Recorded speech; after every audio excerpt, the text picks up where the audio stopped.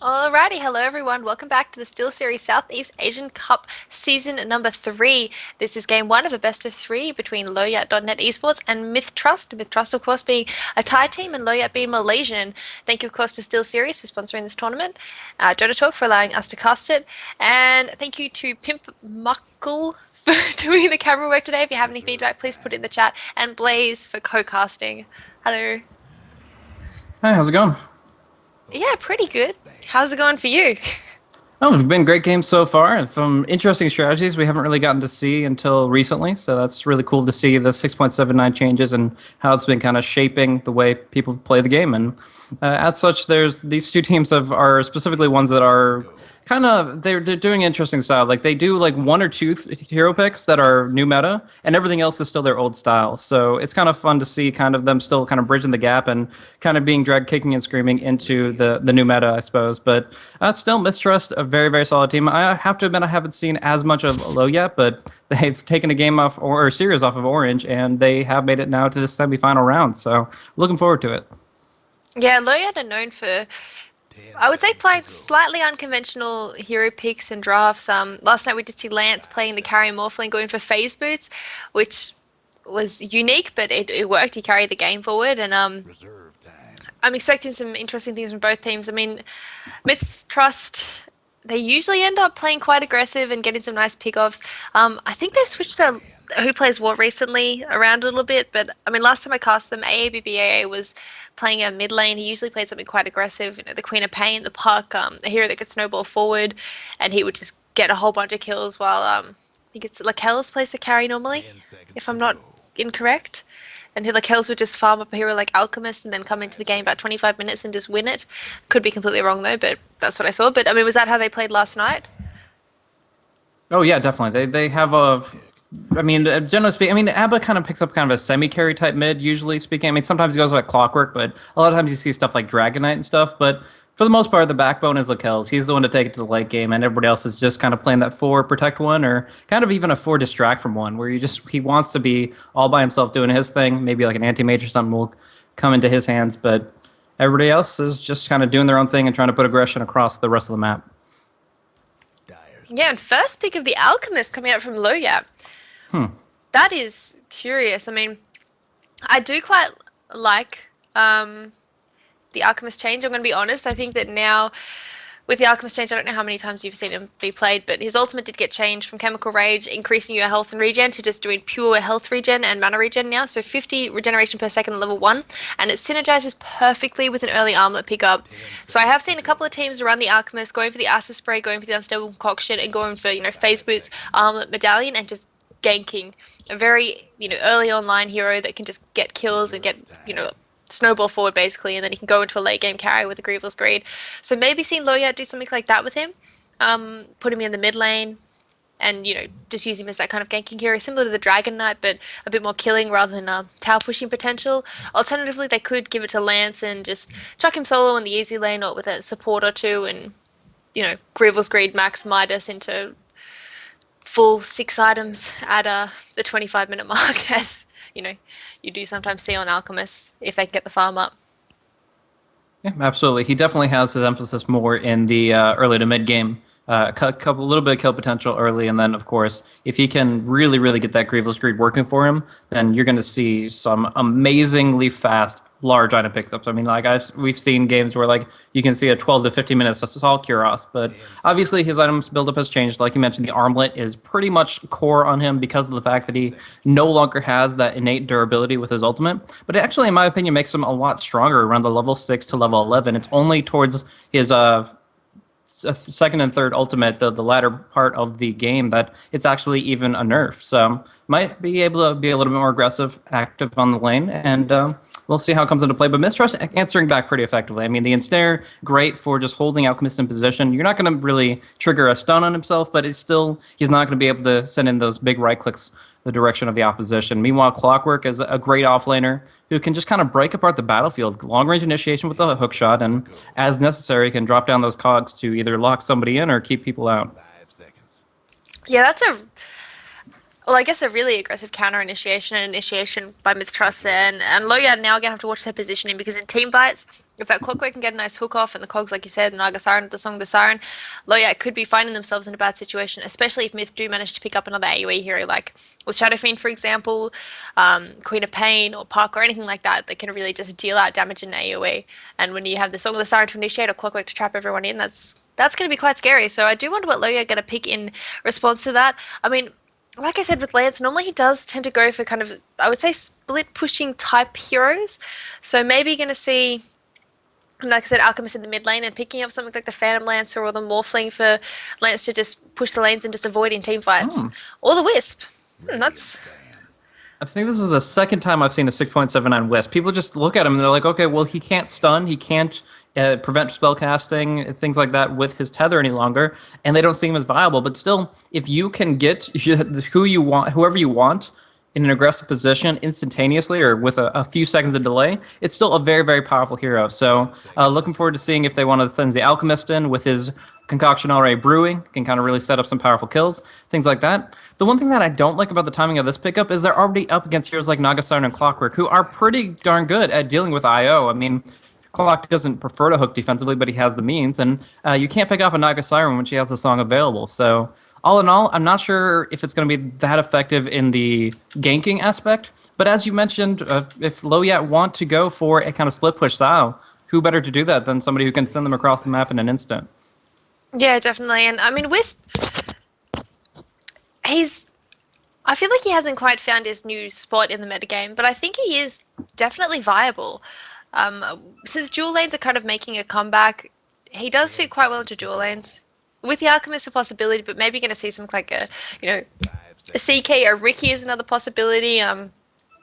Even just another roaming support like the Sand King, since well, actually it's more MiTH-Trust who like the Sand King, but I mean Lowyat, they could go with something like the Sand King, just have the roaming supports, and I don't know. I think the Wisp could make some good plays. Lowyat are in the Sentinel, so sorry the what's it called in Dota 2?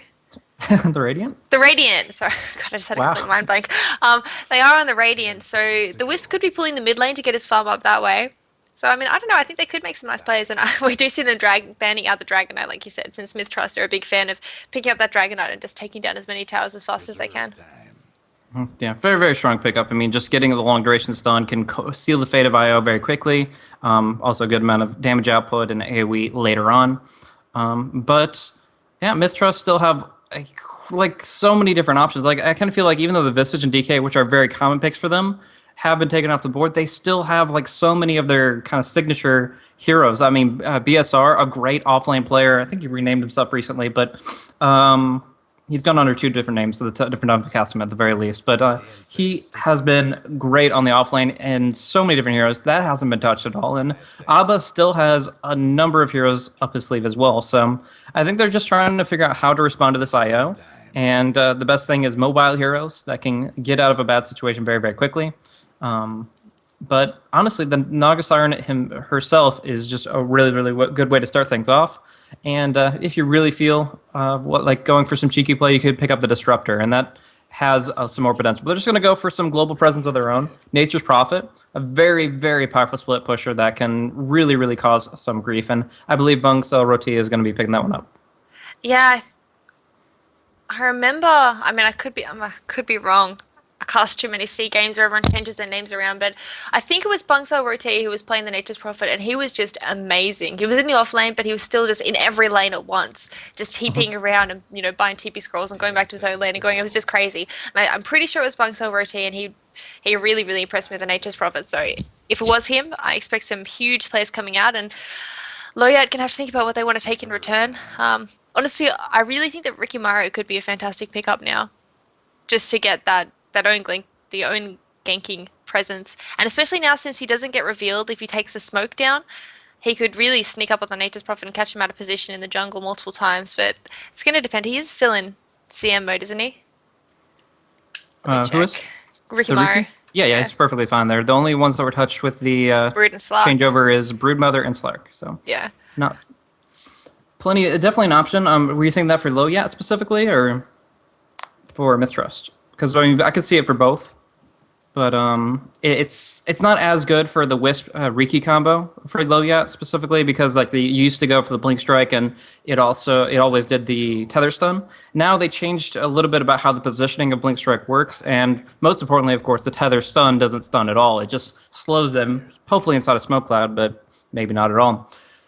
So Turn Protector is the very, very interesting pickup. Again, another hero that has had such great history, but now in this meta doesn't seem to have nearly as much relevance.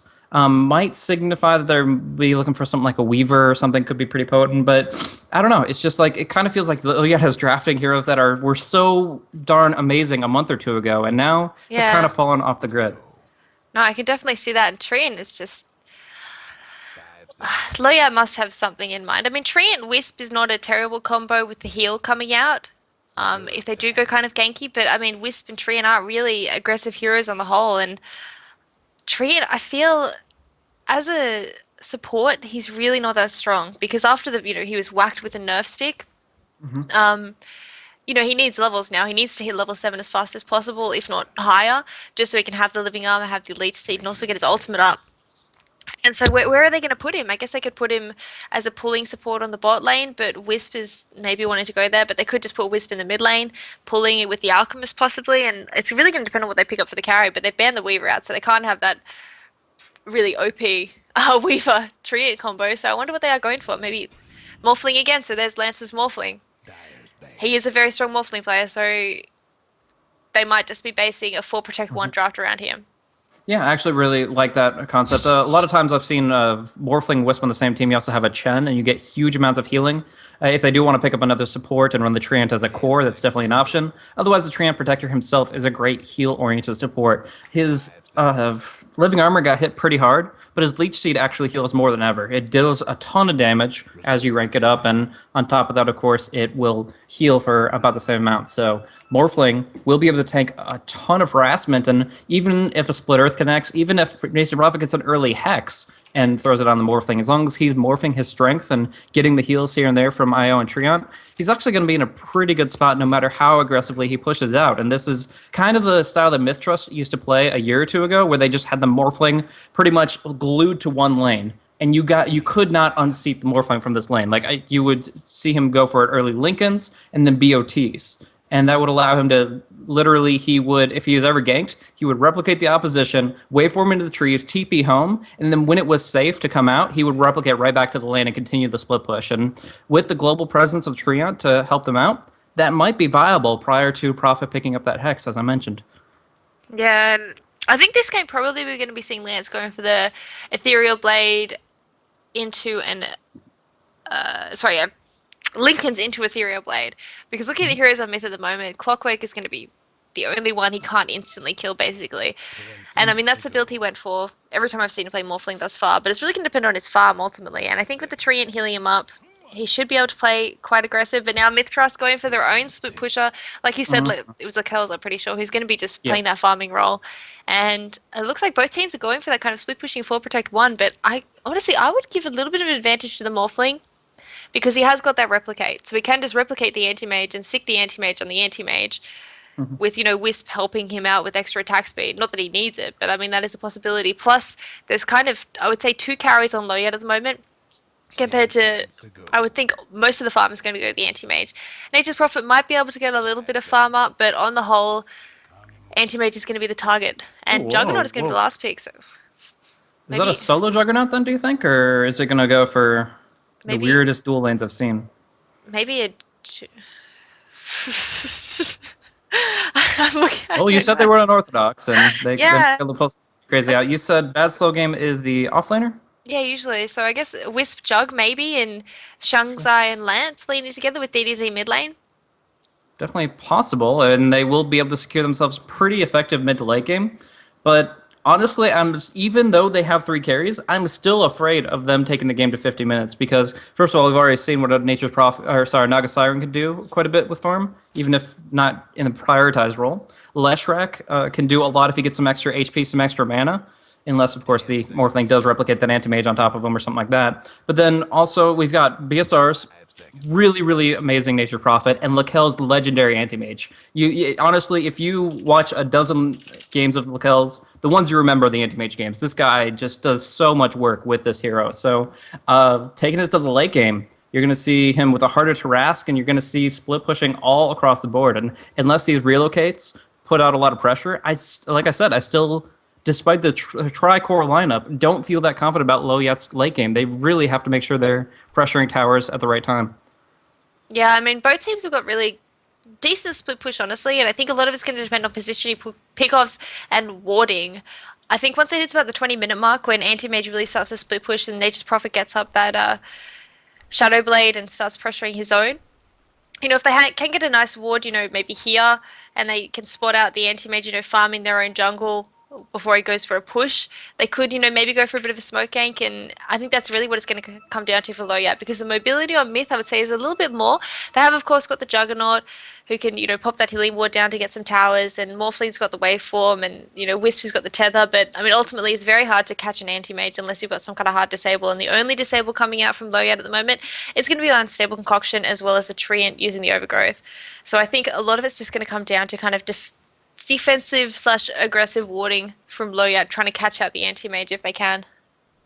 Mm-hmm. Now, of course, we do have a quick disconnect coming out from, actually one from both sides, but I'm assuming they'll be able to resolve those issues and come back into it in no time at all. Now, one thing I talked about earlier with the early Linken's pickup that's very common for a Morphling, I don't think that's going to be the case here. There's just not really much benefit for it. I mean, the Lightning from Leshrac or the Nature's Prophet, Wrath of Nature, will both pop the Linken's, and all you're really negating is the Ensnare from the Naga, which Morphling has tools to deal with one way or another. So most likely just going to rush up one basic stat item and then could go straight for that Ethereal Blade. Not great against AM, but amazing at picking off the supports or even a Clockwork if he doesn't have a Cloak. So that is definitely viable for a very aggressive, gank-oriented Morphling, which I think is kind of what they need to look towards, because they do have the kill potential from the Alchemist, and if Morphling picks up a couple good items, they really could make their mark on the map. But just playing a split push game against both Fury and Anti-Mage, it's a very dangerous game to play, that's for sure. I don't know. I think that he might not go for Linken's, he might go for something like the BKB, but I think, honestly, a Linken's isn't a terrible item choice in Morphling regardless, just because he does need the regeneration, he needs the stats, and it does mean that, late game, when we do see a Hex pick up on the Prophet, like you mentioned, he will be able to split push without problem. And something like a BKB, usually you pick it up if you want to help out in team fights. And like you said, the Linken's can also be used to put on someone else. So, I mean, maybe we're going to see him chuck it on DDZ and DDZ run into Initiate, something like that. But it's kind of hard to say. I think that a Linken's is kind of considered a core Morphling, mostly just because of the regeneration. Because he does want to be able to, spam the waveform, spam the morph for getting agility and strength whenever he needs to. So I don't know, but I guess we'll see. A BKB would mean that he can help out in team fights earlier, and I mean, even skipping some kind of defensive item at all, just going straight for the Ethereal Blade would mean he can gank a lot more. But I think it's going to depend on how the early game goes ultimately, because if he does get the space, going for kind of a late game item build would help out a fair bit. But if he doesn't get too much space, if his allies just can't create it for him, he might need to go for a BKB and just go into team fights, guns blazing, and just try and get the pick-offs. Yeah, it's all about the timing of the items more so than the selections themselves. I mean, there's benefits to different things, like the Manta for dodging a couple of different abilities here and there. The BKB is amazing against anti-mages, because even at 3 a.m., you don't have to worry about the feedback of the mana break. So that's a really, really big thing for Morphling to stay in the action, because he's as reliant on his health bar as he is on his mana pool, because of the fact that he gets so much benefit from morphing between agility and strength. So that is going to be a pretty big factor. And I can't wait to see exactly pretty much who's going to win the Farm Fest of the early game and how that's going to transition. Unlike most of the SEA games, I usually project like a certain number of Midas. Actually, we might get a full remake here. Anyways, I often see like Midas plays for all these kind of late game oriented heroes, but I don't see that being that viable on maybe but one or two, because of the fact that they want to get to the bigger items as quickly as possible. And although it's a great long-term investment, for early game skirmishes, it's actually going to be quite a drawback for them. But it is going to be a full remake as far as I can tell. Do you have any info on that? No, I left the game, so I hope it's a remake. Sure enough. Yeah, it's a remake. Yay!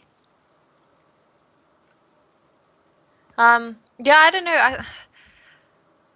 This game is either going to be a whole bunch of kills in the early game, one team taking an advantage and pushing forward. Because, if you shut an anti-mage down, if he can't get his items up, you Mhm. can basically get the racks against him. He doesn't have that many defensive skills, and he's really designed to kind of split push and maybe team fight a little bit later into the game. So if Lowyat can get that early game advantage, they should be able to win it. But I mean, ultimately, if they can't, if neither team gets the early game advantage, it might just turn, like you said, into a MiTH farm fest where everyone gets a MiTH and we end up with like another 70-minute game with neither team able to quite win it until there's a big fight or something like that.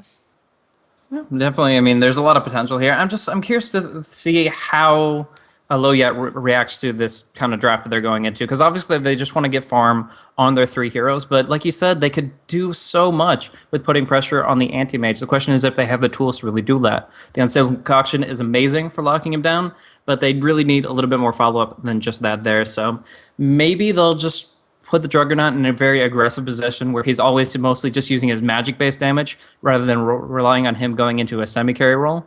And that will give more time for the Morphling and less time for the Anti-Mage, that kind of thing. But yeah, it's about the momentum. It's about how much space they create, and we'll see how each team reacts to the draft ahead of them and the game ahead of them.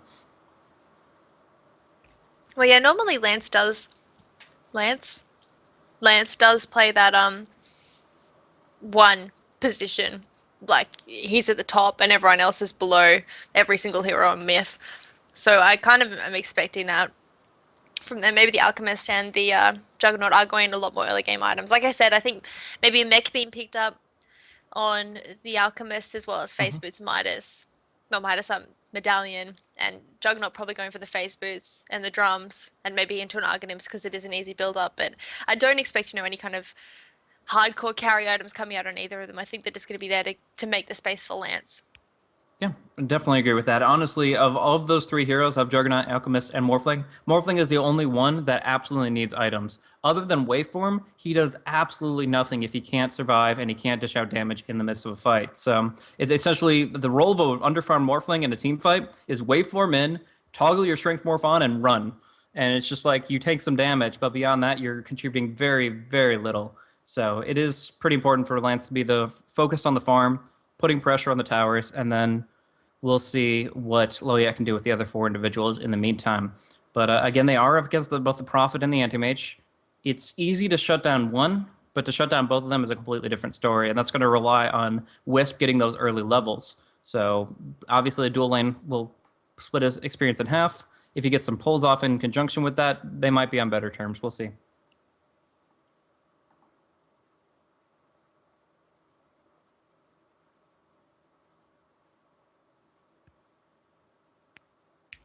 And now we wait for the game to start.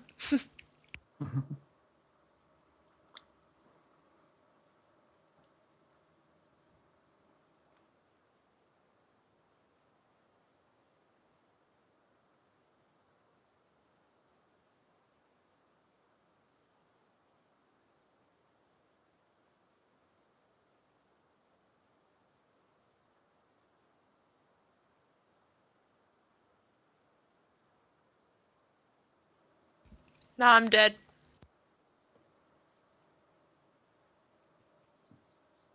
So just from the draft, just from knowing what we know from what's coming out of the all pick phase, if you had to pick a person to take game one, who are your eyes on? Don't ask me that, I don't bet. But I don't know.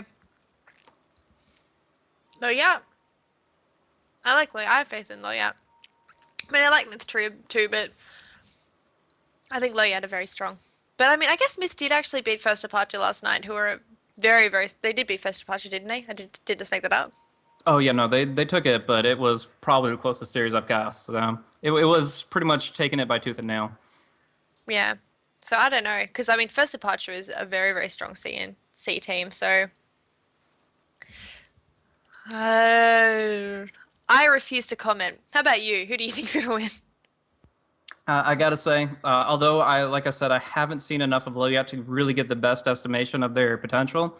I've seen the way MiTH-Trust plays these kind of lineups, and although I'm not the biggest fan of the Leshrac, everything else is perfect for each individual player. Lakel's Anti-Mage, BSR, Nature's Prophet, Abba Clockwork, all this just spells disaster for their opposition. And of course, Up against a more skilled team, that might not be the case. But in my opinion, MiTH-Trust, if you're betting, you better bet on an Lakel's anti-mage. That's all I'm saying. All right, well, we'll have to see because I think, I don't know, Lowyat's picks are just so weird though. Mm-hmm. I mean, like, I want to be able to say, I've got full faith in them, but picking up a Wisp and a Treant Protector, it's just, it's like, what? What do those two heroes add to a tri-lane? And I guess we're going to see what they do with it. I mean, I think maybe they're going to be running an aggressive dual lane with Wisp and Juggernaut, possibly. Or maybe they're just going to run a tri-lane and have, the leech seed plus the Wisp tether slow plus the spin to get kills. Which, I mean, is a possibility, but they have got virtually no stun. So anti-mage is just going to be blinking all over their faces without any kind of fear. So, Yeah. I don't know. Other Also, than adaptive, they pretty much have just the one stun, don't they? yeah. I mean, I guess they do have the overgrowth. So if they can get the roots on anti-mage before Manta style, that could be a pretty big deal. Also, guys, you're hurting my feeling in the chat. Please stop. They're having a make a fat joke about Lily. Oh. Very sad. Lily's so fat that can't crash the boat because of her. Lily's so fat her mother doesn't leak when Coddle casts Mana Leak. Doesn't even make any sense. That does not make any sense at all, as a matter of fact. Yeah. That's, Oh well.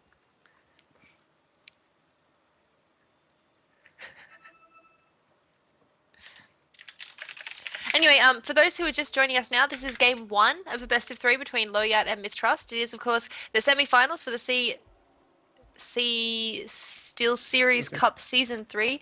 Too many S words. And yeah, we should be expecting a pretty good game. They have done the draft already, so we just remaked for an AP. And, I mean, looking at the players, we'll go through the players quickly. On the side of Lowyat, we have got Bad Slow Game on that Juggernaut heading towards the offlane. Lance, of course, playing that Morphling heading towards the easy lane. Shangzai is going to be playing the Treant, also joining the offlane looks like. And Mozan on the Wisp heading down to bot to help out Lance with his farming up. And DDZ going to be on the Alchemist in the mid lane. Alchemist. and that leaves over to MiTH-Trust. They're all heading down bottom. Leading the charge is Lakel's on the anti-mage alongside SD on the Naga Siren. A couple wards in our arsenal. Clockwork picked up by Abba, going for the Bottle Rush build with 2 Tangos pooled. Then we do have Leshrac, only a smoke and just bare bones resources, but that is TNK on the Leshrac. And back in the fountain, we actually see BSR over on the Nature's Prophet. He's starting with boots, and he is most likely going to go on the top lane. Oh, and just so you don't frustrate the community, apparently you have to say AA, BB, AA. Because I remember one time I was casting with Cyclops, who is, I think he's Thai or Malaysian, I don't know. But either way, he was like, no, you can't say ABBA. You have to say AA, BB, AA. You're being so offensive. So I was like, all right, Jesus, A, BB, AA.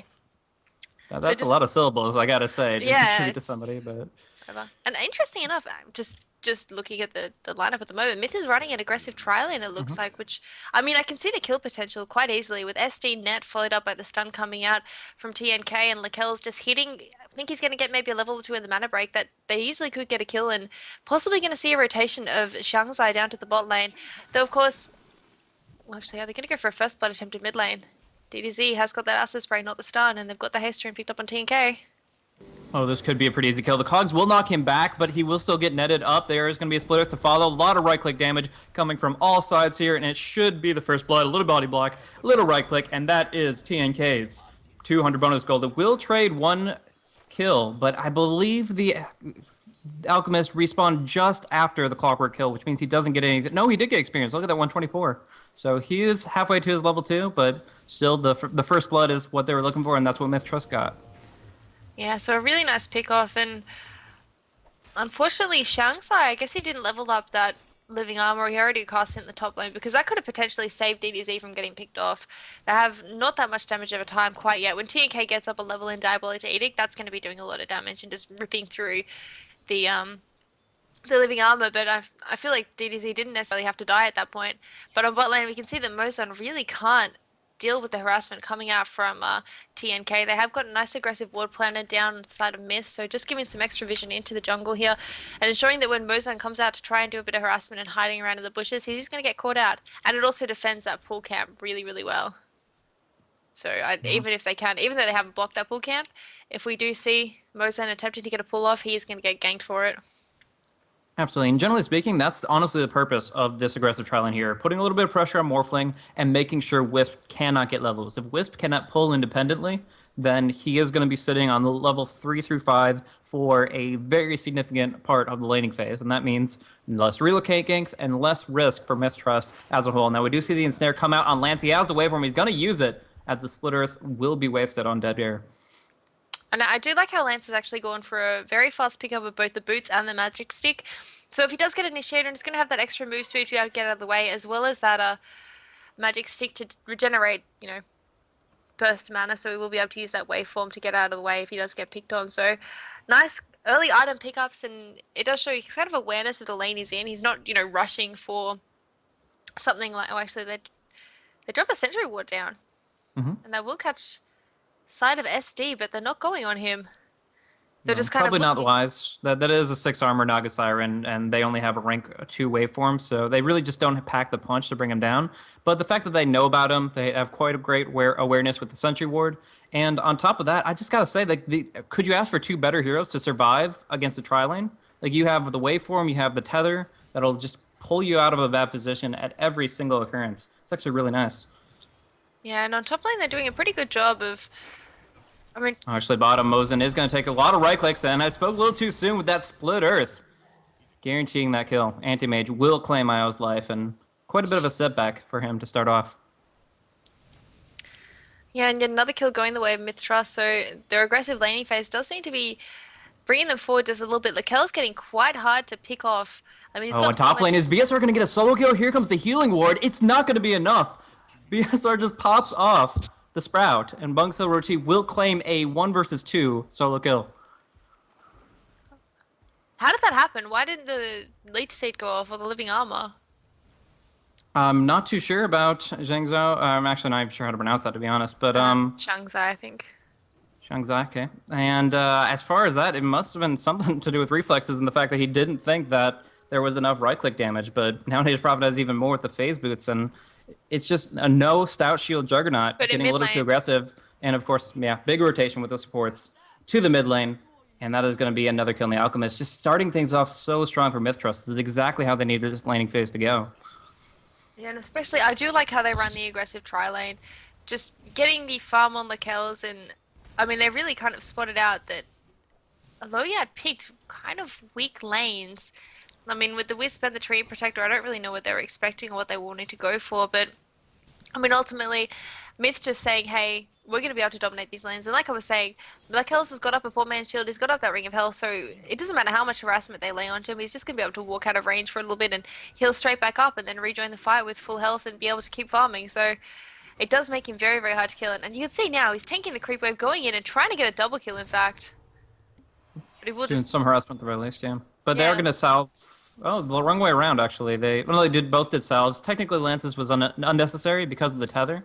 Could have pretty much healed them both up without wasting that 125 gold. But still, it's kind of surprising that Kels is doing so well down 1 versus 2. The rotation kind of took quite some time. MiTH-Trust left him down bottom all by his lonesome, but of course they did have the kill advantage already, so he's not doing too bad. Meanwhile, it looks like, yeah, Juggernaut is also by himself up against Nature's Prophet, but maybe that means that the Treant will be keep a better eye on the lane up top. Meanwhile, flank to gank on mid, TNK, SD. You're going to charge Gade, get the net. Now there's going to be a concoction to fly out, but only hitting on the Leshrac, and the Cogs with that hookshot guarantees this kill. Now the Treant Protector will drop the Leech Seed, and this might be a return kill. TNK will drop down, but still losing the Alchemist, and that's the core they need to keep alive. Yeah, Alchemist is just desperately trying to hit level 6. He went a little bit too far forward there with Greed, but you can see he's just 70 experienced hitting level 6 and he desperately needs it, and until he gets that, he's just going to be an easy pick-off. And at the moment, laning phase is really not going very well for Lowyat, and I think it's all down to the picks. I mean, I want to have faith in Lance, but he's getting shut down on the bot lane. The other two lanes just aren't winning either. Top lane, Bungso Roti is absolutely dominating Bad Slow Game. Bad Slow Game can't really go forward. 16-4 compared to 30-18. That is 18 denies on Bungso Roti. Wow. And he got fast phase boots up too, so he's got no problems. He can just easily, casually strut away from the spin if Juggernaut does decide to go on him. And ultimately, Juggernaut's waiting to hit level 6. But even then, Bug's level T can pretty much just pop the sprout, swap the TP scroll, and just, oh, sorry, teleportation, and just try and get out of the way. So even that might not be a saving grace. Another rotation coming in from the supports. I don't think this one should be successful because of the recently placed Radiant Ward from Wisp. He will see this coming. He will immediately back off. And although he's only on the brown boots, it looks like he will be able to actually even dodge the net. So there's no chance that they're going to be able to bring him down. And now we actually see a rotation. Morphling had to fall back, now going back to the bottom lane. Wisp is up here on top, trying to do something to profit, but he'll just take some harassment and then head back home to heal up in full. You can just see on bot lane, I mean, Lance just got back down there and Lekels immediately charges forward. And I have to say, I mean, a lot of people are fans of Burning's build, going for that stat points for the anti-mage, but I really enjoy maxing that mana break because you can just go so aggressive. I mean, he is just looking at Lance and charging down and not worried about the harassment. With the poor man's shield, with the Ring of Health, he doesn't have to worry.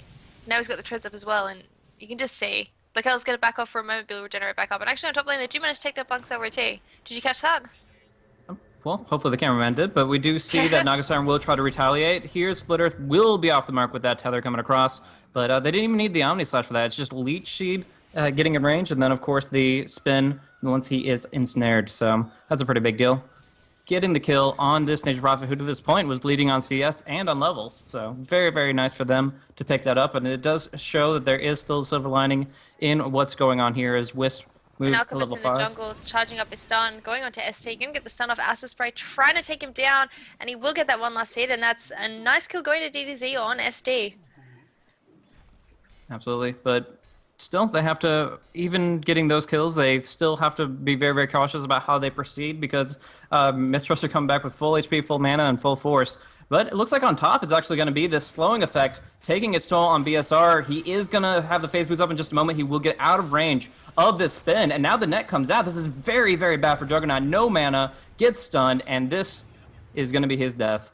So that is him getting, again, very, very aggressive. IO even taking a huge hit from the Wrath of Nature. It looks like, of course, the Nature Prophet is a little bit too low HP to pursue on top of the hero, but this just, by controlling the top and the mid lane, this makes it so the supports can't afford to help out Lance, who is getting pretty manhandled when you consider the build, like you were saying, that Lekels has gone. Now, 2 in Blink, 3 in Mana Break, but it's still very, very good for taking down the Morphling's mana, and in fact, with this Replicant, good for taking out Lekels as well. Yeah, it is. It's a very harassing build, but I do suspect fairly soon we'll see Lekels rotating up to the top lane to get his own farm up. But the good thing about leaving this bot lane, the two carries versing each other, is DDZ is now getting his farm up. He's got a medallion up, and with that Acid Spray as well as the Unstable Concoction, which is a physical damage stun, he should be able to start just popping that Leshrac. I mean, Leshrac 758 HP. He's going to be very, very susceptible to dying to the Acid Spray medallion and stun coming out from DDZ. So I think now that they've got a couple more levels on Lowyat's side, they should be starting to pull forward a little bit more and getting him a little bit more of an advantage. So I think now is going to be the more telling time. The early game was going to go to MiTH. They did have a much better, I would say, early game draft. But level 6 almost up on Wisp, level 6 up on the Treant already. And this could be seeing a lot more kills going the way of Lowyat, potentially. Definitely has the possibility, but right now the aggressors are MiTH. They have 2 smoked up on the high ground. And checking out the Radiant Vision, actually just going to hookshot. It doesn't even matter what they see. They will take a huge amount of damage, and that ultimate from Alchemist is not going to be enough healing to keep him up. Abba taking a lot of hits from the Leech Seed and the Acid Spray, but he will be able to retreat out safe and sound. And despite 2 allies being nearby, like you were saying, this is one of the weaknesses of these 2 picks. They don't really contribute that much directly. They have great utility, but as far as when 3 people are engaging on one target and converging in such a fashion, there's very, very little that they can do. And actually dewarding the passive was coming out from Lowyat. And I mean, I think the Lowyat really need to be on the offensive. If they get initiated on by MiTH, I mean, like we saw in that hook shot there, there's nothing much they can really do. What they probably need to do is, you know, just charge up a stun, charge forward with the Treant, and are we seeing kills somewhere? Yeah, top, there is going to be a concoction with the medallion, huge physical damage coming out, and the quick Omni Slash to guarantee that kill. Very much needed. He actually TP'd top lane with his Smoke of Deceit active. just to try to hide his intentions. If there was a lane ward, that would have been avoided. But the thing is, Lakel's only just rotated up there, so they're not really going to have those precautionary measures in play at that point in time. So really, really nicely done by the Alchemist, and seeing the medallion do work already. Yeah, and that was a really nice pick off on Lakel's, honestly. He was getting a little bit too fat. Sorry, my friend just saying stupid things to me in Skype. Yeah, getting a little bit too fat, and so now taking him down while Lance actually does get farm on the bottom lane without harassment, it's a really nice trade. So they're creating pressure for Myth and creating space for Lance, which is what they normally want to do. And it looks like Lance will be going for the Linken's build. He's picked up a Ring of Health.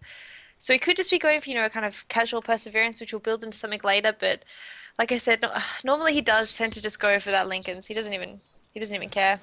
But he's actually picked up a Wraith Band, so going for a Ring of Aquila first. I guess for extra pushing power and a little bit of extra damage in case someone does come to his lane, he could turn that around and get a kill of himself. Yeah. Generally one of the more stat-reliant heroes in the game. Morphling can benefit from both the strength, agility, and intelligence components of that item. And so that kind of it eliminates some of his early weakness, but the problem is it does, of course, delay his first core item.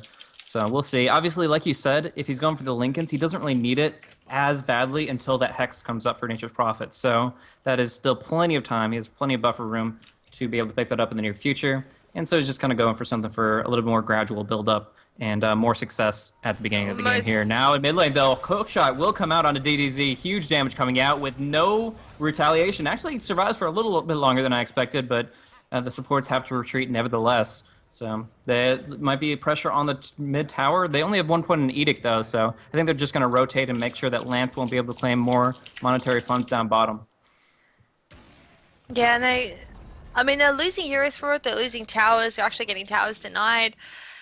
But I guess Lowyat are making the space for Lance, and that's going to be their plan, is just get Lance the farm. But on top lane, bad slow game. Can't really do too much against Lakel's. Lakel's has come back to that lane and just started farming up a storm yet again. He's already got another 20 or so CS, and bad slow game almost got his drums up. I think his ultimate is going to be up. No, his ultimate is up now, so maybe going to see DD0 rotating back up to top lane. That is going to be the death of the Treant Protector. Does pop off his ultimate, but it's not going to be enough when he's hit by that Force Staff. Look at that timing. It's Force Staff rush. That is only 14 minutes of the game. He's already jumping in there, but Nature's Prophet down on bottom gets hit up by that relocate gank. So that is exactly what they need to kind of counter pressure with, is continuously hitting up the heroes that are trying to get the most farm as quickly as possible. Yeah, no, I was hoping that DDZ would head top lane and get another gank off on the Kells and shut his farm down before he got that Battle Fury up, but looks like he's going to mid lane to help try and defend the tower, and actually rotation coming in from Juggernaut. AA is in a very bad spot, getting hit by the spin inside the acid spray. He was stunned up inside his cogs for quite some time, but he uses the hookshot to escape with the help of the Song of the Sirens. So a couple ultimates committed, but that kind of survivability is really, really important because you cannot afford to continuously give them kill gold, as we saw with the relocate down bottom. And Clockwork just picked up Gloves of Haste. Do you think he's going for a Midas? Could technically be an armlet, but you know, in this meta, I would not be too surprised for BBAs to go for that Midas pickup, get a little bit more gold and experience towards maybe like an Aghanim Scepter with his level 16. That would be like right where he wants to be, is just locking down carries left and right. Speaking of, we do actually get a couple of stuns out on DDZ, but his ultimate active means that's not going to be that big of a deal. So pressure on the mid lane, kind of ignoring the bottom lane. They got the deny, and that's really all they were worried about. Now letting Lance kind of do his thing with that Perseverance up. But one interesting item pickup that I actually did note is that Monksel Roti is going for a mechanism for the team instead of Clockwork. So he can go for the Force, he can go for the potentially Midas with no problems at all. Yeah, they're pretty... I mean, both teams are kind of very open, and it really depends on how they want to play it out. Because Lowyat have got that kind of tri-core lineup with the Alchemist, with the Juggernaut, with the Morphling, so they could really just decide to go for the very late game. But of course, there's a really nice split push potential. Going for the Lucid, very nice split push potential from Myth with the Nature's Prophet and the Anti-Mage, who is ready at any point to go for towers. Plus,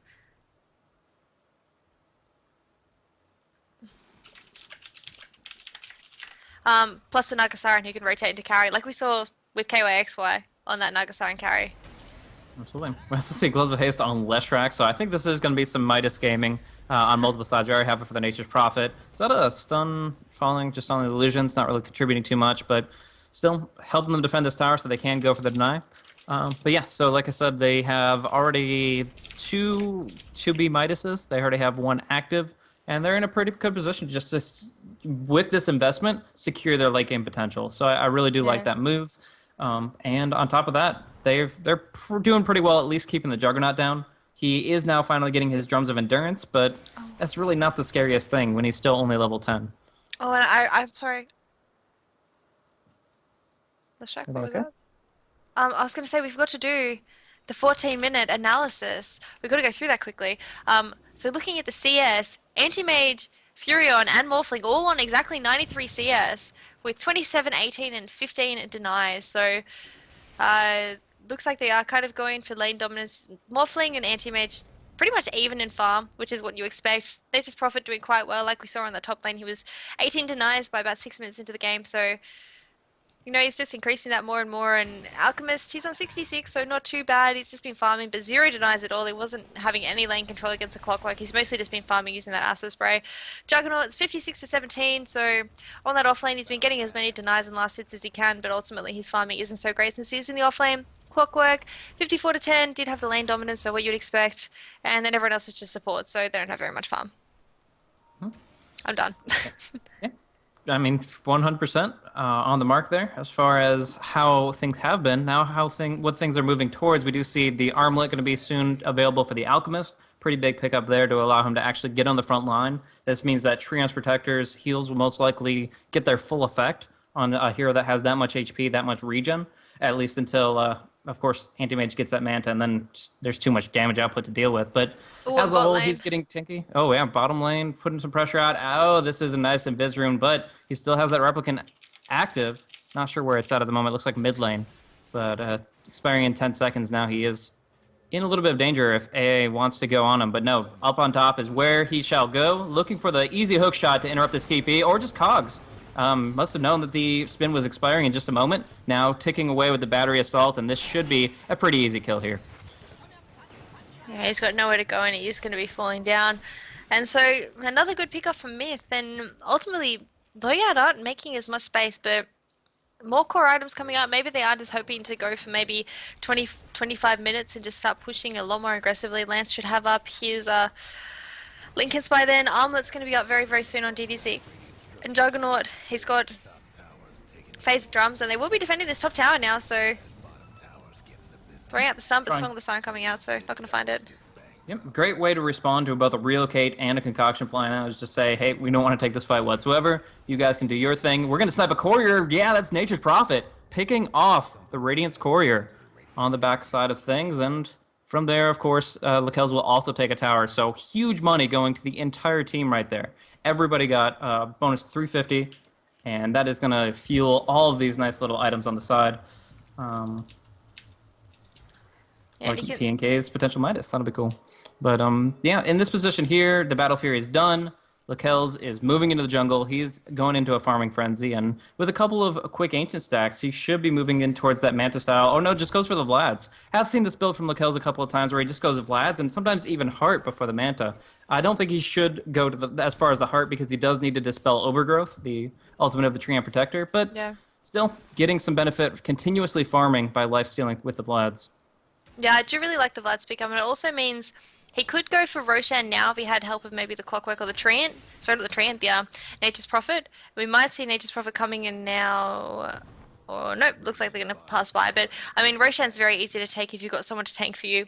Or alternatively, you can do it alone if you get up that Yasha too. So I really enjoy the Vlad's pickup on the anti-mage, and it does mean now he's going to have no reason to go back to base ever. He can just split push every day, and SD now screwing up his stack and then stealing it. So nice guy, SD. And Clockwork picks up the Midas. No Midas pickup on... It looks like they're hiding that they're going for Midases because they are all actually just sitting on the courier now instead of holding it on the heroes. So I guess they want it to be a bit of a surprise that everyone suddenly gets a Midas at the same time. Midas picked up on TNK as well now. And Midas picked up on the Nagasaran. So Midas gaming for MiTH-Trust. Everyone has a Midas apart from Lakells. Yeah, apart from the carry, they have Midas on just about everybody. So that'll accelerate the... Oh, actually, relocate on top. This could be very, very bad for Nature's Prophet. They start with the Adaptive Strike, trying to get in range with that. Oh, that was a concoction. It's going to interrupt the TP, and that will be a nice little kill for Lance. A lot of good money in the pocket. Let's see if Moslem leaves him behind. No, he takes him back towards the mid lane, opening up an opportunity for SD to jump in with the net. DDZ taking a ton of damage, and although his concoction is a Bruin, that stun shouldn't be enough to get him out because AA drops some amazing cogs, blocking off the exit of the Alchemist while actually trapping in the Treant Protector. Now looking for a net on Juggernaut. He's going to take a heck of a lot of damage. Has the Magic Wand, has the Omni Slash, but will not be able to use it. Here comes Lance back into the fray, but it's like a 2 versus 4 right now. They have to fall back. Instead, AA doesn't want to let them. He pops everything he has, but now taking a lot of damage. Leech Seed, Urn Charge, it's going to be enough to bring him down. And Lance wants to guarantee that. So everybody has fallen back from here. We do see Juggernaut and Alchemist both in the grave, as well as Clock and the Furion, who was ganked up in the first place. But as you were saying, the Midases are out, and that means even if they break even in these engagements, they're feeling pretty confident about the later stages.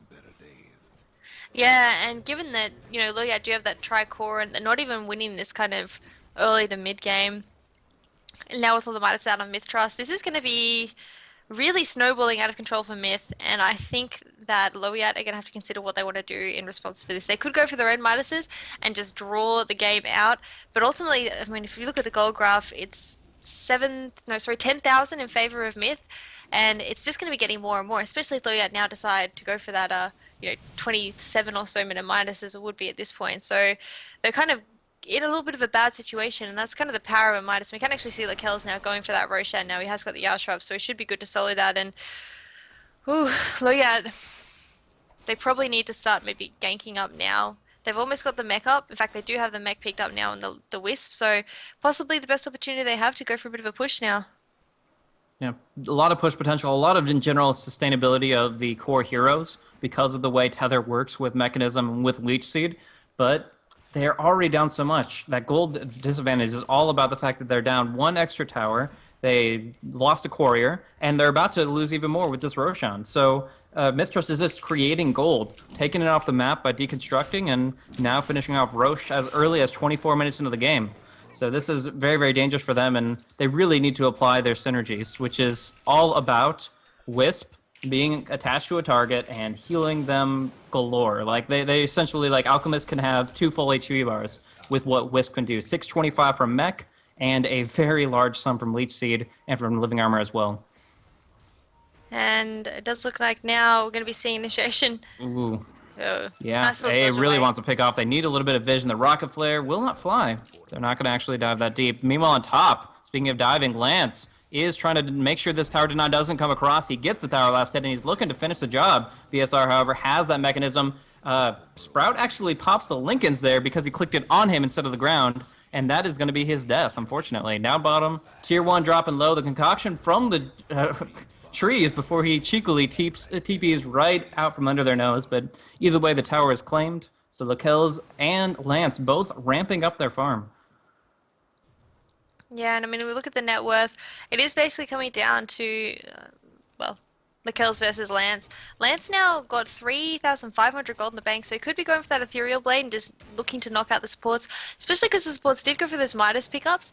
They're not going to have their core items up for another maybe 10 or so minutes. I mean, looks like TNK is going for a BKB, SD 1.8k gold in the bank, so he could be going for a Heaven's Howl. That's kind of the standard item pickup for a support Naga Siren, so it doesn't mean that they're going to be quite squishy for the next little bit of time until maybe the 30-ish, 35-minute mark. So that does give him, a free period in that point to go for him. And he has picked up the Ghost Scepter, so it looks like an Ethereal Blade is going to be his item of choice. Mid lane, a lot of damage coming out.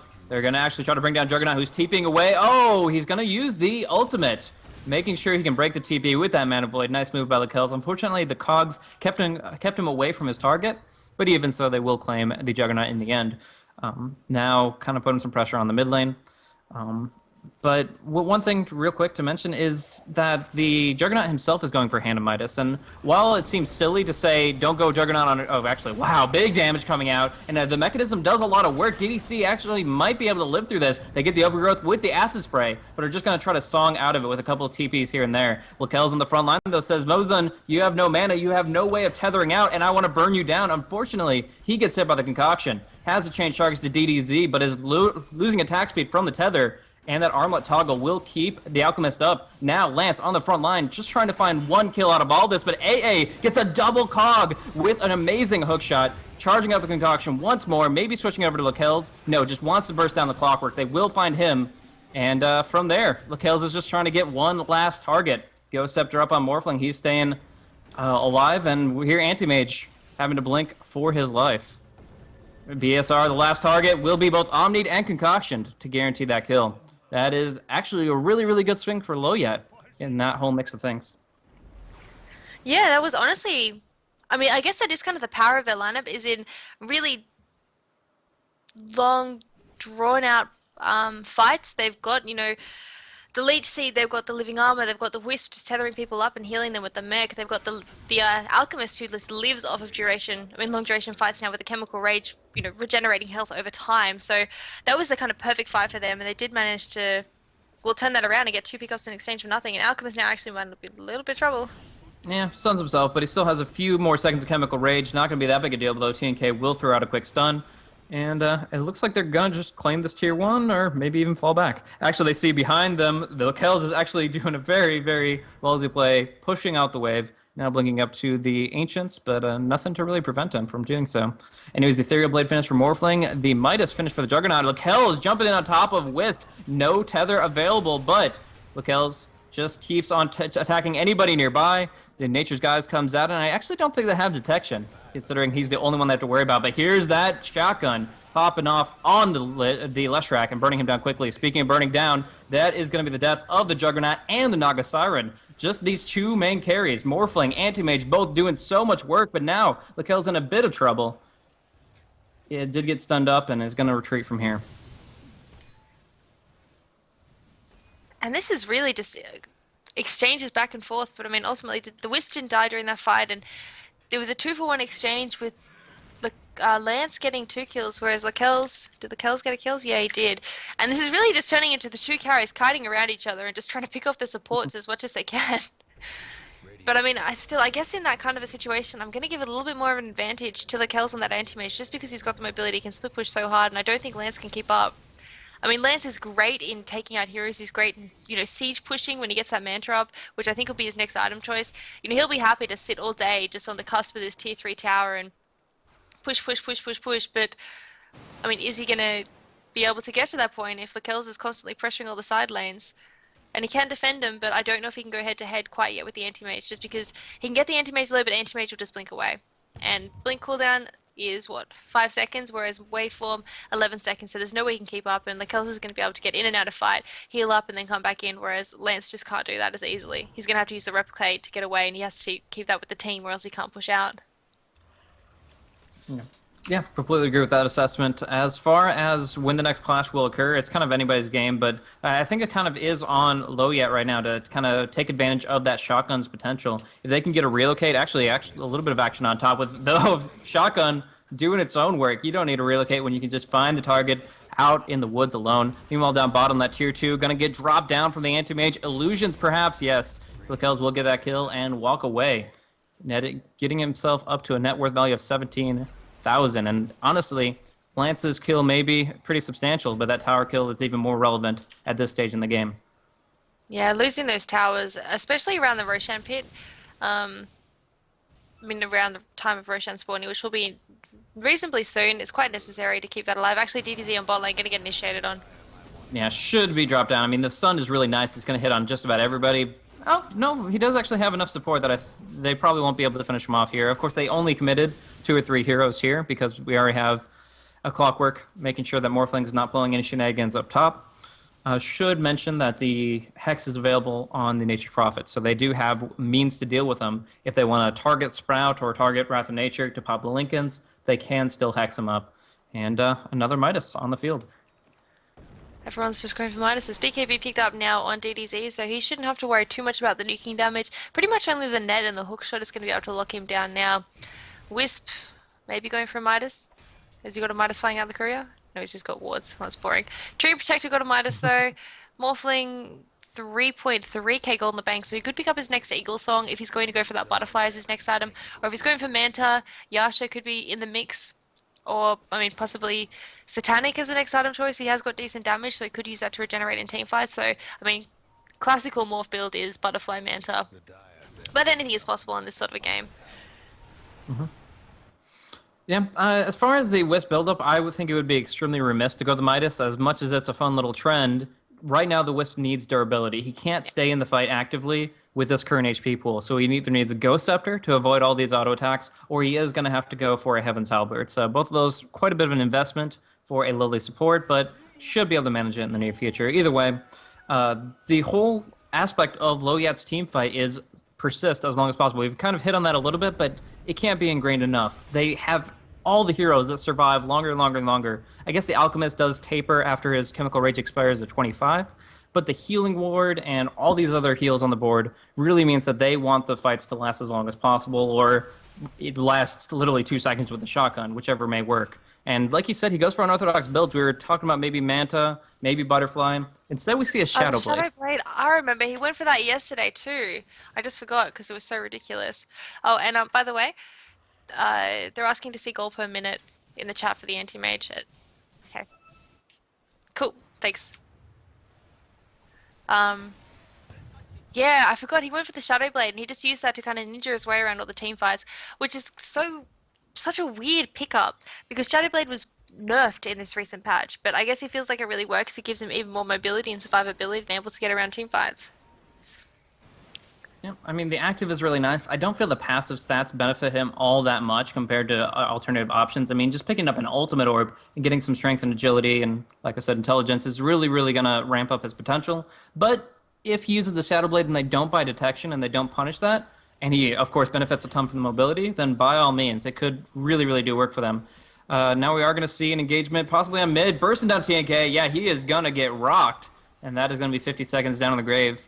And meanwhile, Roche has just respawned, so if they can just deal with this Lakel's threat a little bit, they might actually be able to put some pressure in that regard. But here's the tower fortification.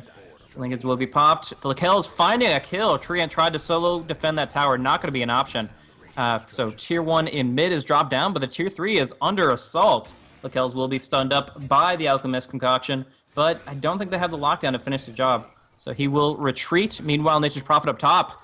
He's going to be taking the towers. Meanwhile, in mid, Lance doing work with that Ethereum. I'm not sure why Naga tried to contest, but now they get the relocate up top, looking for BSR, trying to burn him down. He has the Hex, but isn't able to get it off on the Lincolns, and that is going to be 3 kills in total for the Morphling. And they were able to repel Lakel, so actually quite a substantial win for Lowyat. Now back on mid. Looking for Clockwork. He has the hookshot, he has the Force Staff. I think he'll be okay, but Lance has surprised me already with these early kills, and now finding him on the high ground, too much damage. He can't do anything. He might try to suicide to Roche. That's his only hope. No, it's going to be a kill for the Wisp himself. Now Lakel is trying to clean it up. Yeah, I think that he's actually going to find something here because Mozun is just too far away from home. So with this last blink, he will be dropped down. Lance doesn't even care. Lance is just like, oh look, a regeneration rune. He's like, you want this, bro? You like this, wouldn't you? No. But, I mean, still, he's got to be happy about how that went. The great timing of the relocate, the great movement and repositioning that they were able to accomplish with that, just set up Lance to tear the entire map apart.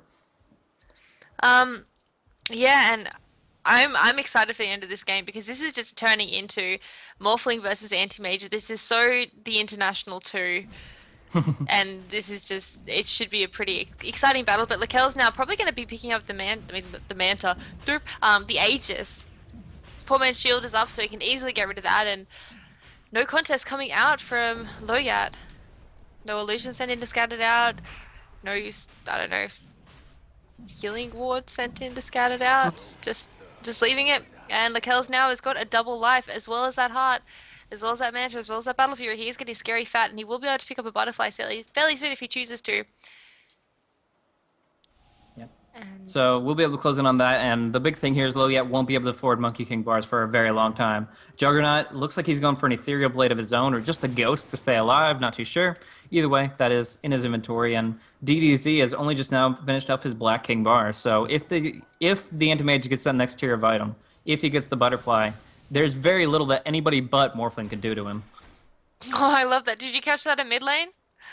Look for a hook shot, but what was Very that? cute. Oh, Morphling was just standing there right in front of ABBAA. ABBAA threw out that hook shot exact same second. Morphling replicated away. It was just very, very cute. It was just like, nope, see you later. Can't touch this. But look at the Kells in the mid lane. 4 heroes on the other side of the map, and he's just in the mid lane, all happy as can be. Doesn't even care. He's like, I'll just farm here. I'm good. I don't need allies. And Juggernaut picked up a Ghost Scepter. Do you reckon he's going for an E-Blade as well? I think so. I mean, obviously, it's just a build up to survive for the moment, so he can guarantee getting the Omni Slash off. But beyond that, I really do think there's a lot of value in just massing this nuke. You're not going to use it on Lakells himself, but you will be able to contribute against the lower level supports like TNK and SD. Yeah, it'll help out quite a lot. And I mean, I guess if they can just nuke down, get rid of the Left Strike, get rid of the Nature's Prophet, get rid of that Nagasarian, and hopefully get rid of AABBA. I mean, AABBA even fell quite quickly to Morphling using that E-Blade nuke on him. And then they can just 5v1 on the kills. And of course, they're probably going to have some fatalities. Tree Protector, been dying off a fair... Well, actually not that much. But he just can't do that much. It seems to be Juggernaut who's tanking the most of the damage. But I mean, ultimately... Well, he's actually going for a Shadow Blade. Did he just get that up? Yeah, he actually just picked that up, and I guess it's the same idea for Lance. Maybe not as effective, but if he can still get behind the enemy lines, and again, if MiTH-Trust aren't buying detection, then it can be a very, very powerful item. But as a whole, I still don't see it really changing things if there is detection on the field, which of course Nagasarian has had a gem for the past few minutes at the least. Yeah. But, I mean, what is the CS on everyone? 345 on the Kells, and 293 on the Morphling, 270 on the Nature's Prophet, and gold 15,000 in favor of MiTH-Trust. Experience only about 5,000, but honestly, I think a lot of that gold graft is going to be skewed just because of those Midases. Because they did actually pick up the Midases a lot earlier on MiTH-Trust. But I mean, still, how many Midases? 1, 2, 3, 4, 5, 6 Midases in one game. Is that not ridiculous? It's insanely ridiculous, but it's also the way the scene has been progressing. It almost seems warranted because the point of getting the Midas is if they can't punish it, it's worth it. And so far, neither side has been really able to punish it. Like I thought, because MiTH-Trust was assaulting the heck out of Lowyat, that it was really, really foolish for bad slow game to pick it up on the Jugger. But right then, that's when Morphling had the E-Blade. That's when he started putting pressure back the other direction. So it's actually given Juggernaut enough time to make it worth the pickup. And from here, he actually is getting to that late game status, if a little belated. Yeah, and I suppose... well, really, when you're versing teams that go for Mass Midas, the only way you can respond is finish the game super early. So you need to make sure you have, a Pugner, or actually Tree might get ganked on the bot lane. They are smoked up, ready to go on him. Yeah, the hookshot will connect, and this pretty much means he can't do anything. Like, his animation time is just too long. He can't get through battery assault. 4-7 out of the cogs. The Kells is the one currently on the front line, waiting to see what he's up against. Looks like he's actually... No, that was a blink away. I got confused by the illusion for a second, but I guess that's the point there. Yeah, and a nice pick off there, and he actually bought out immediately, so that just means he's not going to have buyout for another couple of minutes, and I don't know if that buy was absolutely necessary. It's probably better if he holds onto his gold a little bit longer. Lakel's on the meanwhile sells out that Vlad's and buys up a Sacred Relic. Abyssal Blade or Divine Rapier? What do you reckon? No. Or Radiance? I can't imagine a Rapier would be viable in this situation. Doesn't probably get to illusions, of course, and they have the game at least even, if not in the lead right now. So I would say there's no reason to take that risk. It's not a Desperate Rapier. It's just going to be an Abyssal, and it's going to be great lockdown if they can get the Lincolns on cooldown. There was actually a pretty huge pickup from the Alchemist that I want to talk about real quick. The Assault Karas did come out for him, and that's a really, really, really big deal for their team because to this point, their Acid Spray hasn't really been doing all that much because Lakel's Vladimir's offering that he had picked up earlier, right after his Battle Fury, actually. So that countered out almost all of the negative armor from the Acid Spray. Now they have that advantage. There is no Vlads, maybe even no Basilius on the entire team of MiTH-Trust, and now they have the AC. So now they have negative 11 armor, and the only positive MiTH-Trust have is the mechanisms active. So I actually have to say that their physical damage is going to go through the roof compared to their previous fights. Yeah, that is a really nice pickup and a good notice by you. I didn't see that. And especially when you consider the Shadowblade crit coming out from both Lance and now, of course, Bad Slow Game. That does mean that, they could potentially be doing a lot of damage in those first couple of hits if they can, combine it with Alchemist running it at the same time. Not only are they going to have the E-Blade instantly nuking down the Leshrac because that's just a target of choice, or the Naga Siren, so they can't get the Sog of the Siren off. I think even Nature's Prophet is going to be quite susceptible to falling. Even with the BKB, it doesn't matter. BKB doesn't stop physical damage; it only stops magical. So that's a really good point. And I, it's both teams just are waiting for the next fight. They want to get 6 items up before they fight. I would assume because neither team wants to lose the fight. Yeah, it's a difficult position to be in, but Lakel's is actually going pretty aggressively onto Lance, using the Shadow Blade. Now they have 2 versus 5, essentially. DDZ trying to throw out the concoction will end up stunning the illusions, but yeah, we see here that they are kind of just not afraid of anything right now. They have their buybacks up. They could wait it out. They could just keep farming, but the bottom line is keep... Oh, shoot. Actually, a quick shotgun kill on that Leshrac. Not really where he needed to be at the time, especially with his low HP pool. But yeah, the big thing here is MiTH-Trust want to scare off Lowyat, want to keep them hiding in their base, not farming. So Lakel's controls the jungle with the help of the Nature's Prophet, and then from there they will occasionally make some movements to put some pressure and force them back in retreat. So if they can just keep that up, they will have control of the game, not just because of their Midas advantage, but from their overall better map control. Yeah. But as we're seeing, they're finding openings anyways with these Ethereal Blade shotgun pickoffs. Yeah, I mean, MiTH are doing their best to control the map, and like you said, Lakel's finding Mozone in the jungle there. Yeah, he's going to go pretty hardcore onto IO, but there is going to be the Ghost Scepter now expiring. They're falling back. Meanwhile, on top, AA was trying to get in Viz gank on the Juggernaut, but the Nature's Prophet saw a couple of reinforcements, canceled that out, and in the end, still no blood has been shed. Whole lot of farming going off. Looks like they do split the kills out and they want to go in on it, but I don't think they can really get in range. He's just going to blink out. I mean, really, what are they going to do? Like, in this position, he has a heart. He can dispel one major debuff, like the Overgrowth, and he has a massive amount of magic damage mitigation with Spell Shield. It's so hard to bring this guy down. It's like what we saw from the Naga Siren from KYXY. They just don't really feel like they have the tools to make this happen unless some huge mistake comes into play. Yeah, I think at this point, probably do need to see the Butterfly picked up by Lance, or else he can't go head-to-head with the Anti-Mage. Anti-Mage will honestly be able to auto-attack him down quite quickly, and he has got a 1.4k base mana pool, so I think a Mana Void even could rip him apart. He's only got 1.6k health, so that's something else he has to keep in mind, because often in teamfights your mana pool will go down quite quickly as a Morphling, because all of his spells cost a lot of mana, and with E-Blade that's even more, 150 mana too, so... a pause coming out. But yeah, I think that really Lance needs to get probably a Butterfly, maybe an MKB, and just start split pushing quite aggressively. If he could maybe get this tier 2 tower down on top, he could start pressuring the tier 3 quite easily, just using the Replicate to get in and out of team fights, as well as the Morph strength, of course, if he gets initiated on.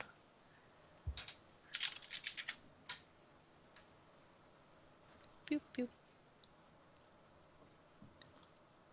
Hello? Okay. You there? Did you die? Yeah.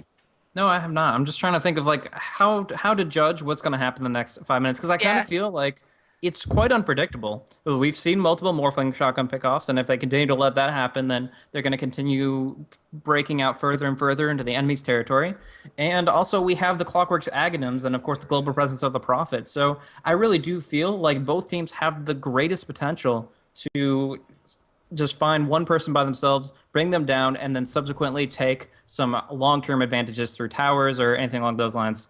But it could go the other way, so we'll just pretty much have to keep our eyes peeled across the map and see who's going to get to the jump on the other. Yeah, it is really hard to tell, and I mean, I feel like if Lowyat could force MiTH to pick a 5-on-5 fight, it should go the way of Lowyat, honestly. I feel like it should, but I mean, they're just never going to get the opportunity for a 5-on-5 fight. Like, MiTH just aren't going to give it to them. And on bot lane, you get to see the Kel's constantly pushing. No mercy at all from him. And I mean, it might be worth DDZ picking up a Battle Fury, I mean, I'm just throwing it out there. I know it's an early game item, but he has got decent attack speed, and it might help out with just taking down all those illusions, or even Juggernaut. Maybe picking up a Battle Fury so you can get the crits out during the thing. But you can see kind of they haven't got very much AoE, and they're having a lot of Yeah. difficulty with the illusions coming out. Like, what can they do against the illusions? The illusion armies are Hmm. just destroying, so some kind of AoE probably is going to help them. Shiva's Guard could work as well, though I don't know if it's enough damage, but I think Battle Fury at least help them push the waves out just a little bit. Or maybe because we're talking Alchemist here, we could be looking towards maybe a Mjolnir. It's not a very Yeah, common pickup, but it's still they buffed its Chain Lightning effect, and the fact of the matter is, it's great basic stats for him as long as he feels his HP pool is high enough for it, which I yeah, would say with the Wisp and the Treant it is. yeah. That's another good item choice that he could go for. I'm just trying to think because, like, obviously, with the Naga Siren illusions, with the Treant summons, with the Anti-Mage, with his Manta, the lanes are consistently, constantly just going to be pressured in, just non-stop, and they need something to just say stop it. The only AoE I can really see them having is the Blade Fury, which we can see Bad Slow Game using to push out the lane, and the waveform. But that's really not enough when you consider the tankiness of the illusions from the anti-mage. So Mjolnir could work out quite well as well. Plus, it is fairly cheap and easy to buy, and it's got a really nice build up as well. Yeah, a lot of potential there. I love that everybody's going Ghost Scepters, essentially. They know the threat. They know how easy they can pick it off. Oh, As a bot lane. matter of fact, look at that Abyssal. He's going to go and try to spin out, but the damage is done, and they are able to get a quick little pick off on the Juggernaut. Does have buyback, but nobody wants to be the first to use it. That's just going to start you off on the wrong foot. Either way, Tier 3 taking some hits. No backdoor protection. Regen. The creeps are just close enough to negate that, and now Lakel is blinking away from the concoction. That's free damage. That's really what they needed. And Roche is back up, forcing out a buyback from Juggernaut. A great position to be in for MiTH-Trust right now. And I wonder if the Kells is going to head into that Roshan pit. Probably going to see Nature's Prophet sending a Treant in to scout it out, since they might not know what the Roshans are, but it is the cheese Roshan, and it's going to be absolutely crucial if they can get it down. But they're not heading in towards it. Also, oh The yeah, smoke. Lakel's. This is a good move if they smoke right here. This is exactly what they need to start moving forward. They have the butterfly. The timing is there. They don't have buyback, but if they get the offensive pickoff on Lakel's, then they won't really need that.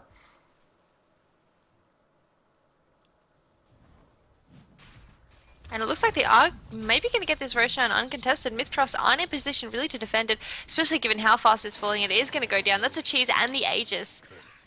Cheese onto the Juggernaut, Aegis onto the Alchemist. So really, really, really nicely done there by Lowyat. And I'm not too sure if MiTH-Trust just weren't able to counter 11. I suppose you would have thought with all the illusions they've got flying around the map and the summons, they could have scattered that out. But I suppose they maybe weren't just thinking about it, or they just didn't think that Lowyat had the map control to go into that Roshan pit.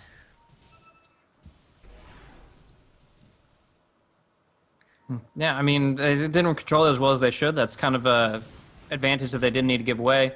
Down at bottom, there is some pressure put on the Morphling, but his Lincolns will be back up shortly, and he actually wants to go in hardcore onto BSR. That BKB comes out, but a little bit too late, so that this mechanism might not be sufficient. Either way, there is an Abyssal Blade, a lot of damage received, but Lakelis has his Manta on cooldown. He's going to eat the full Overgrowth, turns to the Treant Protector, and takes him down in 3 quick volleys of auto attacks, and now looking to Wisp, who's the same thing is happening. But he doesn't actually finish him off. He's going to leave that to the Clockwork. No problem at all here with the Cogs, burning him down to 7 HP, but getting healed up by the Healing War, and AABBBAA is gonna fall, and Mosin survives. So that's actually a pretty big loss. Clockwork and H Prophet both dropping down at only the cost of the Treant. If they can defend this top, they are in a really, really good position. Yeah, and that was honestly a really big, I guess, misplay coming out from MiTH-Trust, because he did pop down the Abyssal Blade, and then immediately Nature's Prophet put the tree onto him.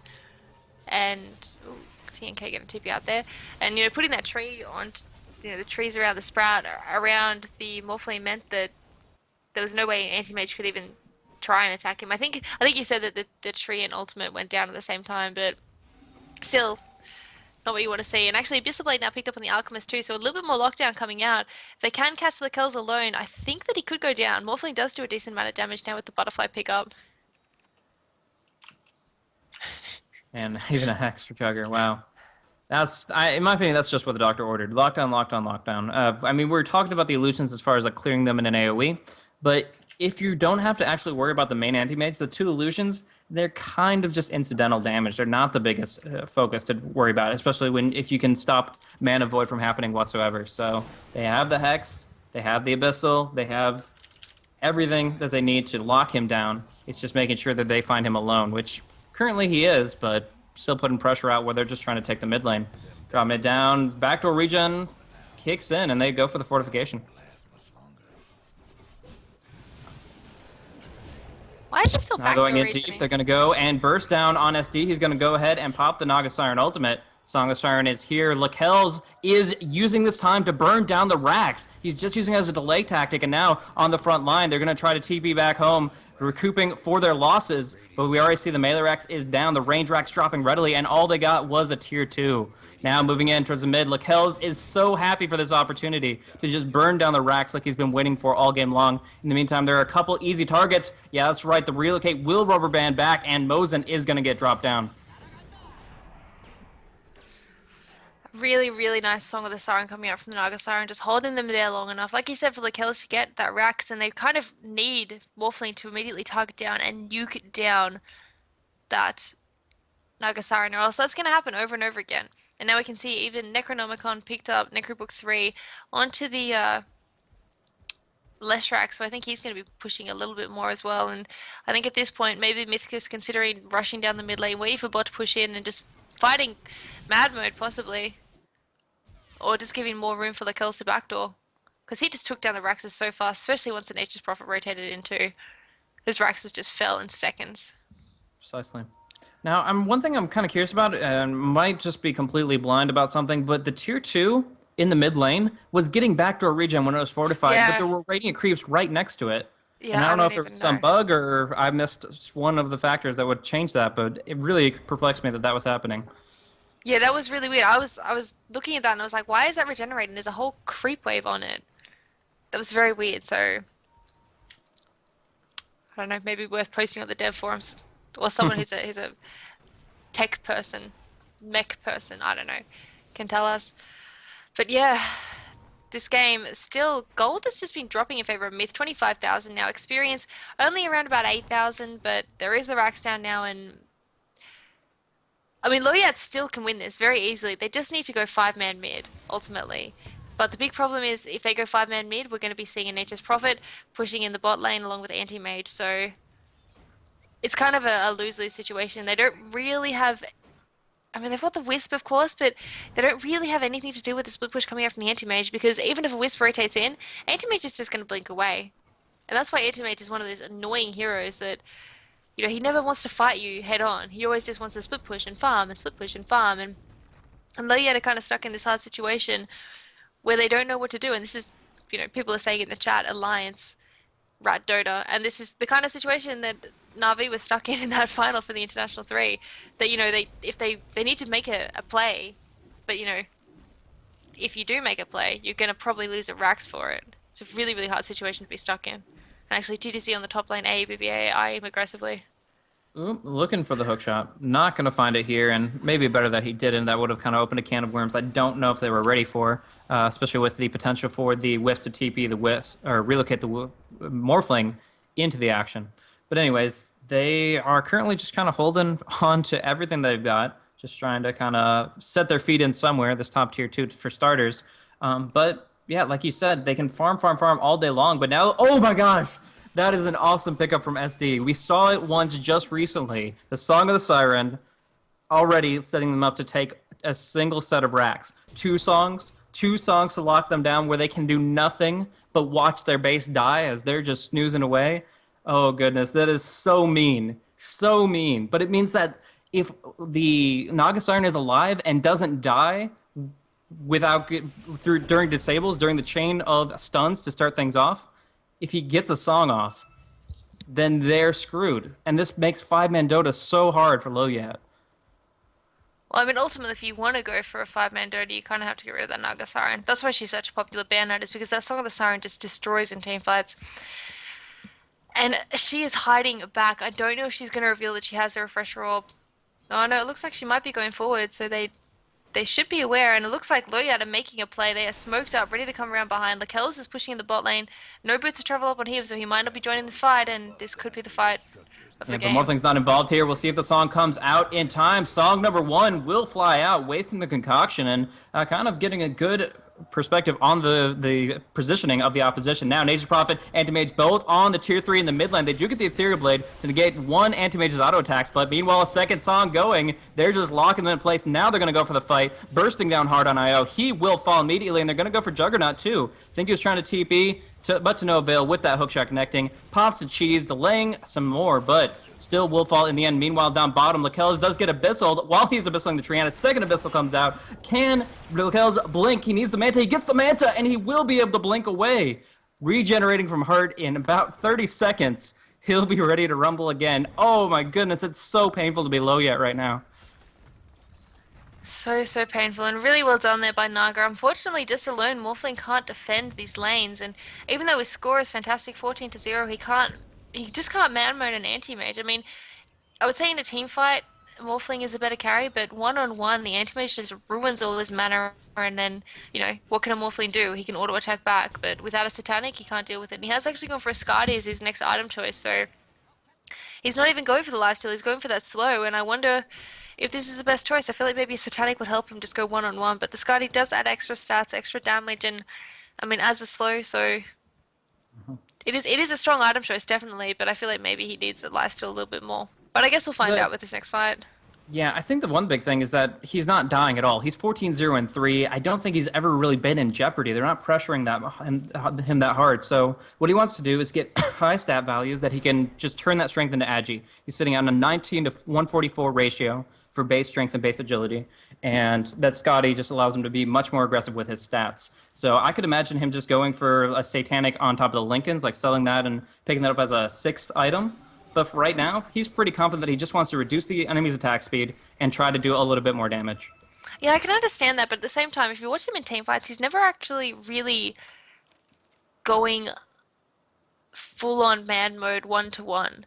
That's what I mean. Like, every time Anti-Mage gets near him, he kind of backs off, or he kites around, he uses the waveform to chase after someone else. He never actually fights the Anti-Mage, and that's why the Anti-Mage was able to take the racks there, because Morphling was, trying to take down the Nature's Prophet, which makes sense, of course. I'm not saying don't take down the Nature's Prophet, but if you want to go man mode, you need some kind of lifesteal, I would say. But I can see what you mean. Like, he hasn't died yet, so maybe the lifesteal he feels like it's not necessary, and it's really going to depend on what happens. But you can see now on bot lane, Lakels just walks in and just doesn't even care.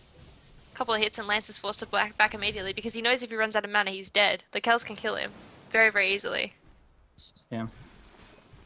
Definitely a concern. Definitely a limiting factor, but they're still going to go in. They know they're up against a song. They're actually up against 2 songs, whether or not they know it. On bot lane, Lance. Oh, bad spot for Lance. They do rotate the Nature's Prophet. He has that Hex doing so much damage, and there's the Mana Void. That's what you're talking about. Burning all that mana, one-shotting him with the Void, and now the buyback from the Morphling. He's the sole defender. Now we have BOTs coming in, Necronomicon everywhere, and they're going to go for the range rack since they don't have to worry about backdoor protection. They're even going for top lane. TNK taking some hits, pops his BKB to live as long as possible. Now they're going to go, it's a base race. DDZ pounding on the tier 4s. Gonna see Lakels rotate to the tier 4s of the opponents in just a moment, perhaps. Here's TNK buying back, getting a nice double stun. Damage coming out from BSR. If they can just repel them, they will be able to win this game. But here comes that Overgrowth. A lot of stuns. Lance doing so much damage, and everybody on MiTH-Trust has retreated to their base. They're trying to give the throne up, but it's dying too fast. 1,500, 0 HP. Lowyat will actually win this game. That just blew my mind how much damage they were able to do with this Tri-Core right then and there, right when they needed it, with the fortification down. And as much annoying play MiTH-Trust can throw at Lowyat, in the end, it comes down to who takes the Ancient. And right there, Lowyat just went hard on those tier 4s. I feel like Myth could have won that if they all just went for the throne as well. With all those Necronomicons, they could have taken it. But they decided to defend, and they just couldn't get there in time. So, I mean, GG well played to both teams. Both of them played fantastically. 59-minute game. And this is only game 1 of a best of 3, so... Yeah, exactly. Jeez Louise. But, I mean... More Rat Dota to come, that's for sure. Yeah, well, I guess we'll see. But, of course, thank you for everyone for watching. This is, of course, as I said, game 1 of a best of 3, so 1, if not 2 more games coming up. Thank you, of course, to Steelseries for sponsoring this tournament, and Dota Talk for allowing us to cast it. And Pimp Munkle, and Blaze for co-casting, and we'll put our stuff in the Twitch chat, or you can boost it now if you want. Of course, we'll have a couple more games to come, but if you guys do want to check my casting out individually, or maybe I'll do some more with Personality, if you're over at twitch.tv/DotaTalkTV2, I'm over at twitch.tv/DotaTalkTV3. So one way or another, we'll have some awesome SEA and potentially some just Chinese and Western Dota in the future for Dota Talk. So glad to be able to bring you guys this game, and you can also follow us. I'm over at twitter.com/blazecasting, and you're Lily?